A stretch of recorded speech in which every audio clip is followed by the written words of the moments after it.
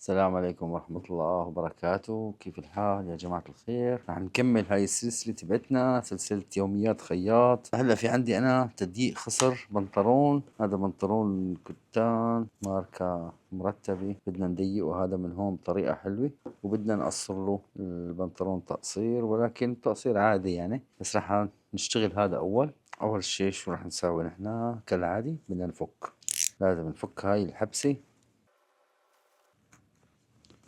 نرجع نفك الجهة الثانية، نشيل هذا ما لازمنا، هذا هاي الخيوط شلناها. هلا بنفتح الكمر تبعنا،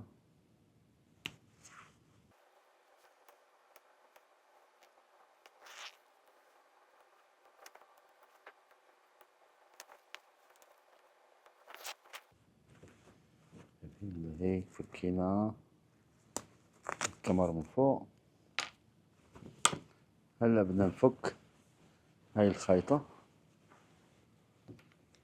عشان نعمل وحدة جديدة.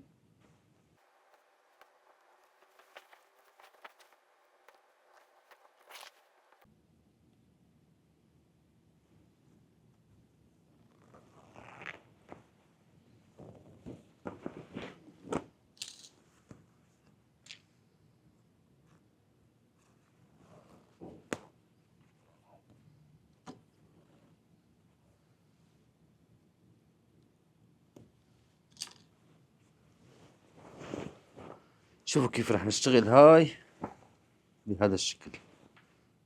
رح نبلش من هون،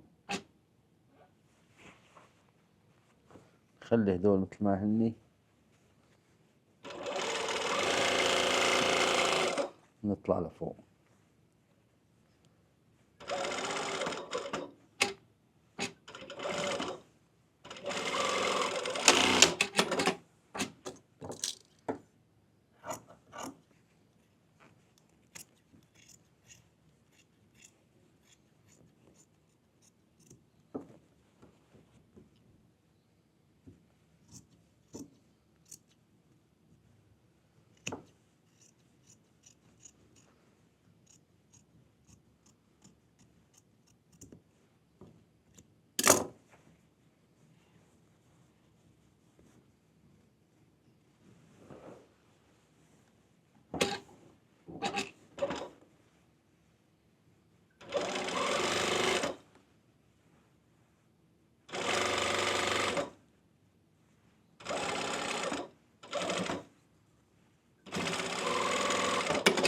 شايفين هاي الطريقة بتريح كتير، هيك اللي سويته هلا أنا، بحيث نعملها شو؟ نعملها خياطة نظيفة. هاي طريقة تصليحات، ما الطريقة الرسمية، ولكن طريقة تصليحات هاي حلوة هيك، سريعة وظابطة.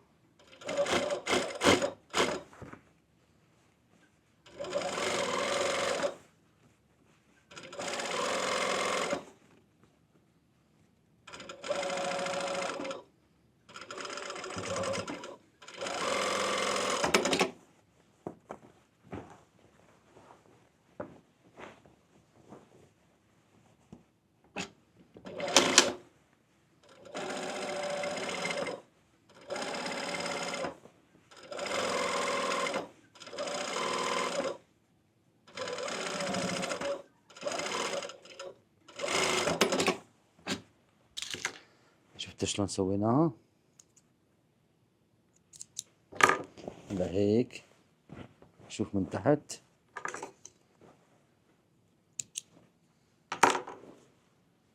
شايفين كيف طلعت من تحت، من جوا نظيفة، ومن برا نظيفة، يعني تقريبا نفس ما كانت مشغولة، طريقة كويسة. هلا هذا راح ننظفه هيك.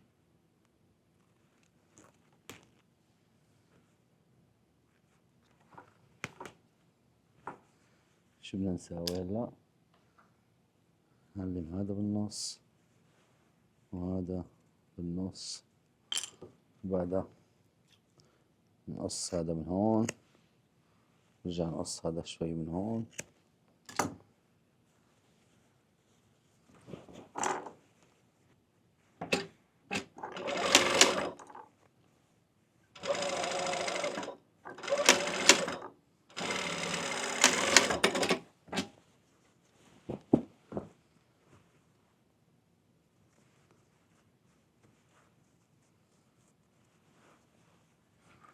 هلا بنعمل خياطة الوجه اللي فوق أول شي عشان تمسك هاي الفتحة اللي هون.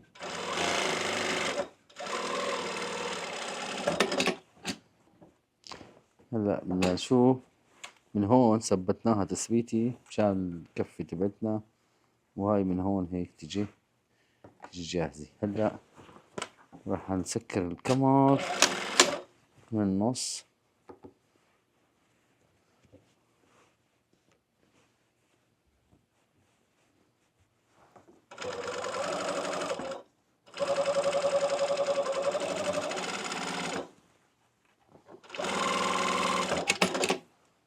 شايفين كيف صارت؟ هيك تمام، بس عنا شوية خيطان ننظفون.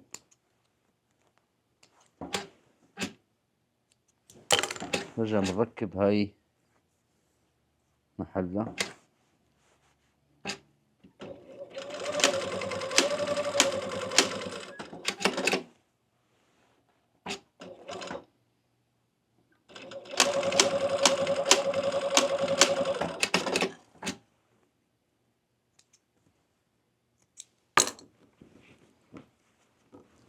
هذا الكمر جاهز على الكوي. هلا بنكويه من هون، بنكويه من هون، بيطلع شو؟ بيطلع غير شكل. تمام. خلينا فرد مرة نقصر البنطلون. مثل ما حكينا تقصير البنطلون بده يكون من تحت، من الخيط التحتانية نبلش، وبعدها نكف كفي سنت، يعني حسب الموديل. هذا موديله مثل موديل الجنز. الجنز هيك بتكون عرض الكفي تقريبا سنت، سنت وربع.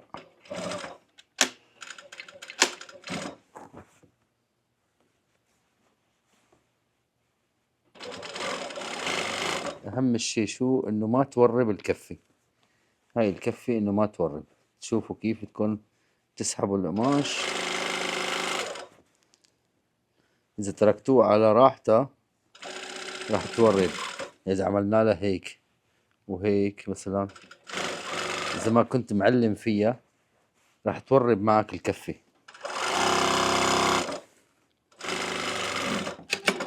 كلمة تورب بمعنى انه هذا الخط راح يصير هيك مدولب هيك فايت هيك، يعني شادد قطعة عن قطعة، لذلك بيطلع مورب. نحن بنسميه مورب. أوب أوب أوب أوب. على ما أظن وضربت الأبرة. يلا بسيطة. هلا عليكم شال الأبرة، حط هون كبة. نجيب وحدة تاني. هلا أنا شو اللي بحطه عيار؟ في عندكم هذا عيار 12 وهذا 16، هذا 11. أنا بحط شو؟ 14. 14 هو الستاندر العادي اللي بيشتغل لكل الأقمشة، إلا في حالات الضرورة بنحط 12 أو 11 لما نشتغل شي خفيف كتير. بس ال14 بتشتغل لكل أنواع الأقمشة. طبعا مثل ما حكينا هذا المجرى هذا الطويل من هون من هاي الجهة. ركبنا الأبري، سنترناها 100%، رفعناها لفوق، بعدها بنشدها. شفتوا شو اللي صار حتى انضرب براس الأبري؟ في شوية سماكين مالت الأبرة، ضربت بالمراي اللي هاي هي مراي، هاي اسمها مراي. نتشت المراي صغيرة من تحت، قامت شو؟ خلص راحت راس الأبرة خرب. نرجع. شايفين هاي السماكة اللي هون؟ حاول ما نعنقب فوقها، نعنقب قبلها وبعدها نمشي مشي عادي. أنا عنقبت شو؟ فوقها، فوق السماكة. لأنه هاي المكنة ماني معيرة أنا إنه تشتغل كتير سميك. عندي الماكينة اللي جوا اللي اشتغلنا عليها السحاب القديم، سحاب الجنز، هذيك مخصصة للجنز أنا. وهذا القماش قماش جنزة، جنز كتان، يعني قماش سميك بس بيشتغل على هاي الماكينة. إذا اضطرينا بنروح على الماكينة الثانية، بس ما اضطرينا.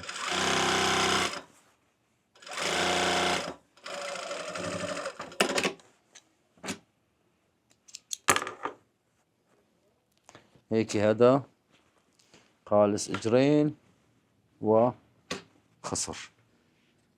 هلا بعد الكوي راح يطلع أحلى. شايفين كيف؟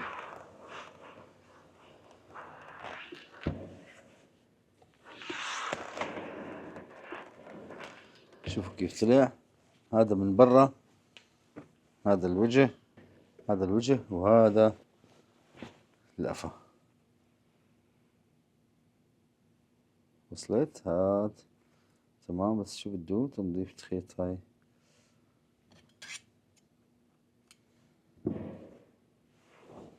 هلا نكوي الرجل يلي